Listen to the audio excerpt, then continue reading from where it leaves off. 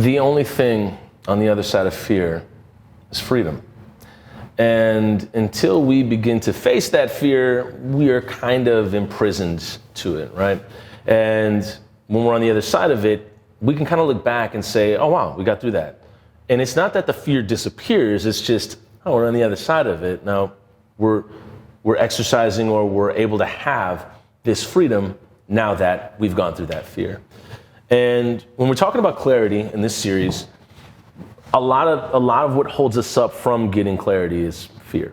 It's living in fear. And this particular video, what we're going to talk about is 3 or 4 things that are going to help you get clarity by getting through fear. And it's 3 or 4 ways to get through your fears.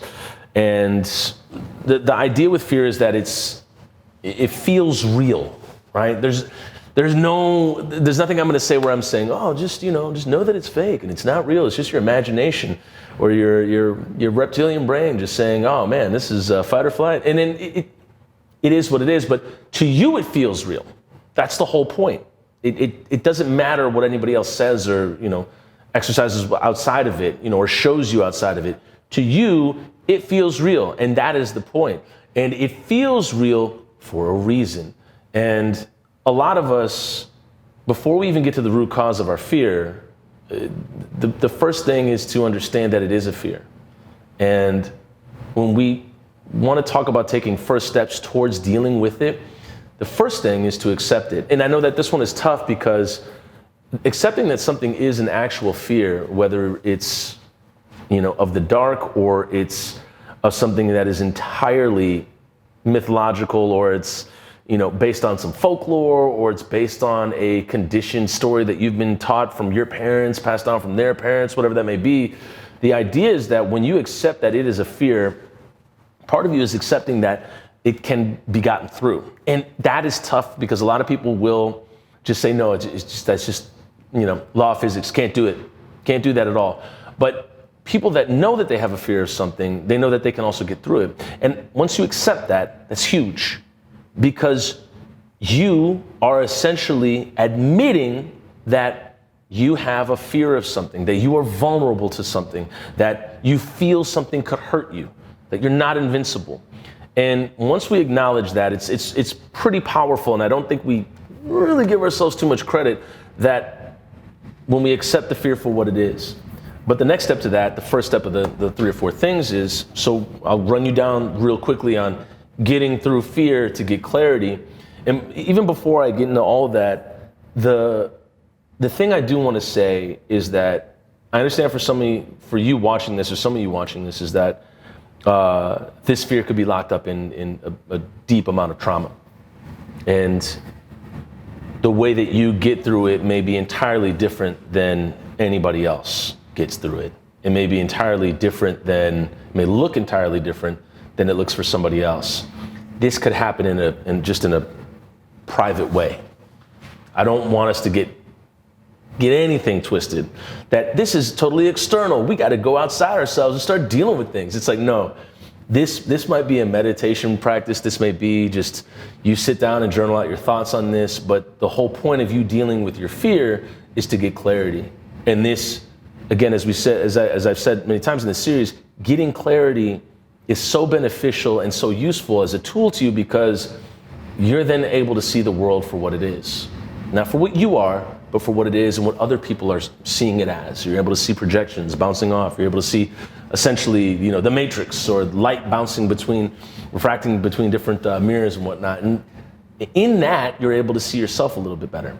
And with this fear, it's acknowledging that, you might have held on to some things for a very long time. We don't have to get to the root cause, but the first step, and I'll just run these down very quickly, is accepting it won't disappear, acknowledging the fear, reframe, remind yourself that growth happens outside of your comfort zone. So the first thing is acknowledging that the fear won't disappear. I love this because it's telling us that we don't need to be fearless. We don't need to be this person that's totally devoid of emotions or some type of, having some connotations to a situation outside of us. we're just accepting, hey, this thing is going to be here. It may be here for our whole life. We don't know, but we're accepting it. And it's just going to be here. And so the more you face, what we face disappears. Remember that line, what we face disappears. And when we look away from it, it kind of expands. And this goes back to the last video. If you believe that avoiding this conversation is going to do you good, wait till you see what the tab is for not having the conversation as opposed to having it. I've spoken to so many people. I won't even use a specific example. And I know that you felt this as well, where somebody saw something, they could have had a conversation with the person, and they waited, and they waited, and they waited. Or it could be they could have went to therapy. Or it could be that they could have said the thing. Or it could be that, they wanted to try something new, and they waited, and they waited. And in that waiting, although we may not admit that it's fear, there is a fear happening there of what happens when we do the thing. The devil you know versus the God you don't. Something is going to happen once you take that thing on. You're just a little bit afraid about it because you don't know what it is. Because you can't measure it or have an idea of what's going to happen, well, I got to stay away. And when we keep doing that, our lives then wrap around this idea of, I have to stick with only the things that I know. Some people do, but for you, I'm assuming that you're on this video because you have the autonomy to venture outside of that, to do something different, to maybe change it up. And in doing that, you're going to possibly have a life of growth and expansion. And so when we end up having that conversation or doing that thing or saying that thing, I know people that have waited 2 decades to do the thing. For me, it took, I think it took about 2 decades until I did a certain thing, which was have a conversation with my dad or really tell my mom, how I feel about our relationship. Some people go lifetimes. They go to the grave with it. And once I accepted that this fear, this awkwardness, this discomfort was never going to go away, that gave me a pathway and a blueprint. Okay, well, this is where I can at least start. And once you have a starting point to dealing with the things that you fear or what you're afraid of, well, now we can get going, right? We can find a way to go forward as opposed to just saying, hey, I'll deal with it when I deal with it. Then at that point, there's nothing. We're just floating in space at that point. And I already kicked this off with acknowledging the fear. Understanding that it won't disappear and then acknowledging it is just, it's a great way to just approach change in your life or approach the beginning of change in your life. Because I remember when I talk to my therapist about this all the time. We talk about when I said I was going to go to therapy, and he was like, oh yeah, it's like the sign that says free beer tomorrow. And I was like, what? He's like, yeah, whenever you see the sign, it's always tomorrow. And I was like, damn, you're right. And I had lived in this pattern of fear where I was like, yeah, I'm gonna do therapy. I'll get after it next month though. It's all good. And I didn't do it until I was in the foxhole. I was just in dire straits. It was awful. And I remember a friend talking to me on the phone and they were like, hey, I'm sending you an email right now of therapists you can get in touch with. And I remember one of the first or second number that I called, that was it. And I was on the hook. I was like, I made this call, made this, meeting date. Gotta do it now. Otherwise, when I'm not showing up to it. And so that's I had recognized that I had a thing going on, that there was something going on, and that it wasn't going to go away. And I could either live with it and cortisol levels shoot through the roof, or I could deal with it. And so for me, I chose to deal with it. And the next part is not easy at all. It's not even simple, as we said in the last video. Once you acknowledge your fear and you accept it will not go away, you're then forced to reframe. your thoughts. You have to reframe not only your thoughts, but who you're being. And once you reframe who you're being, what I would challenge you to do is to start looking at your ideal self, start looking at your higher self. Who are you being if you're doing all of these things or taking on the dreams and visions that you've had for your life and for yourself? What are the hopes that you've had? And once you start to take that on, well, then you're starting to be a new person. You've reframed yourself. You've essentially taken on a new way of being, and then a byproduct is, doing things differently, which is then the byproduct of having different things. But when you reframe your thoughts, what we have written here is, instead of what if I fail, ask what if I succeed. Fear often comes from imagining the worst. Try imagining the best outcome instead. And I wouldn't even say imagining the best outcome. I would just imagine live in the end, like it's already happened. Let's live in the presumed end of success. What does that look like? Who are you being if you already have the things, if you're already being the person? And so I think that is a very powerful way to start to reframe your thoughts. But even before you do that, I don't want to get ahead of ourselves. You have to understand that it's never going to disappear. It's not going to go away. It's going to be there.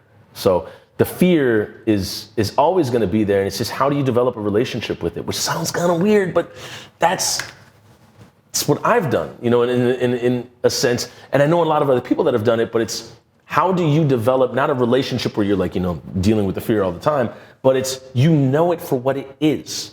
Therefore, you can approach it in a very efficient manner. Fear, many times we don't know anything about it. We get the heck out of there. We're like, whoa, don't want to deal with this. As a kid, I was afraid of the dark, and I would go to the basement sometimes because my mom would be like, go change the laundry, or whatever. And the light was off, and I'd be like, oh. And you could see the basement during the day because there was sunlight coming through the windows, and now not so much. And I would just be like, I'd run back up. I'd be like, I can't do it, dude. You go down there. I'm not doing this. I never fully understood that until later on, when I was just like, okay, I'm gonna go down there. I'm gonna, I know where the string light is. We're gonna be with this. And I couldn't really cope with it until I was in there for a little bit. And I just dealt, but I had to get to know that and why. And as an adult now, I think there's a litany of reasons why I was afraid of the dark, and can go back to part of my childhood and what happened that led up to that. And when you get to, and for me, I go back to the beginning, being afraid of the dark. It sounds trivial. It felt, embarrassing. It on its face, it looks small, and what are you so afraid of? But when you're feeling it, it feels insane. It feels intense. It feels like something really is gonna pop out the wall and, watch too many of the Ghostbusters cartoon, which was a lot more scary than the actual movie. But that being said, it feels real. It really does. And you know this as well as I do. It feeling real almost makes it real. And so that just is what it is. We're not going to try to tell you that your fear isn't real and that you should just, start doing exposure therapy and, holding spiders in your hands or whatever that may be. But you have to accept that it won't go away, acknowledge it that it's an actual fear, and then you can reframe how you approach it. Like, what if I actually get through this? What's that going to look like? What if actually this is successful? What if everything that I've applied to this isn't the outcome that can actually happen? What if I don't need to worry about the outcome? Ooh, that's a good one. I like that a lot. A lot of times we think about how are we going to get there, and I'm a firm believer that how this thing happens, not in our control. We're going to have to just be with our visions and goals, keep working, keep getting after it with the practice, and know that we're going to do it at some point. It may not happen we may not get there the way that we envisioned, but we will get there. I promise you will get there. If you take the steps to do it, how you get there, it's going to kind of be just up to the universe and any other higher power that's around. But that being said, is when you reframe the way that you look at what's going on, then you can approach the fear differently. And then at the end of it, understanding that you will not grow. As I said in the beginning, you will not have freedom until you face the fear. Growth comes from being in uncomfortable situations. Growth happens outside of comfort zones. Every time you face a fear, you grow. What's scarier, temporary discomfort or staying stuck forever? That is the biggest thing. Temporary discomfort, going through the thing, asking the person out on a date, and just getting through it, it is most definitely better than a lifetime of what if. And I think that is something extremely important to consider. I think that's paramount to consider whenever you're facing your fear, to get clarity. Now, we've kind of dressed this up as, I don't want to say trivial situations or anything like that, but there is this idea of calcified condemnation that's occurred in your past, or that person that you haven't talked to in a long time. We talked about this in the past video. And that is a real thing. And there is a fear of, well, if I talk to this person, are they going to reject me? If I approach the situation, will I fail? If I try to do this thing and it doesn't work out, will I have abandoned who I am or who I thought I could be? And that fear is very real. I understand that. And I cannot express how deeply I empathize with you, because something as simple as an A-, I've seen people have cataclysmic breakdowns. And it's tough. It's not easy. Because as humans, we don't want to feel like we're worthless. We don't want to feel like we're not worthy of love. And when an external reality perceivably expresses that to us, it breaks our heart, man. It really, really hurts. And so I don't know if I necessarily have a story for this, more than that the fear of a broken heart, the fear of rejection, the fear of not being loved is intense, and it's a real thing. And I think acknowledging that first and understanding it won't go away is such a beautifully powerful thing that you can give to yourself. And when you do that, you're essentially saying, well, here we are. Now what? And now you have a journey forward towards dealing with that fear and getting possible clarity. And that may mean making amends with somebody who's passed away. That may be privately forgiving somebody. That may be privately forgiving yourself. But you can't start it until you acknowledge it and understand that it's not going away until you deal with it. And I think that that's extremely powerful, and you got to reframe the way that you look at it. And then furthermore, I mean, always carry the understanding that growth does not happen within comfort zones. It really doesn't. And having tough conversations is one way that you're only going to grow and expand your life and become a bigger person, so that you will be able to serve more. So there's that. I will hopefully give you a story in this at some other time, but this one, I just want you to develop your own story, because I think that we all have one regarding the idea of fear and how it's prevented us from getting clarity. And the biggest thing that you'll get from approaching the fear, getting through it, is that you're giving yourself clarity on who you always were, the strength that you've always had, the possibility that could always be. You got it. You show yourself that it was always there. It's a pretty beautiful thing.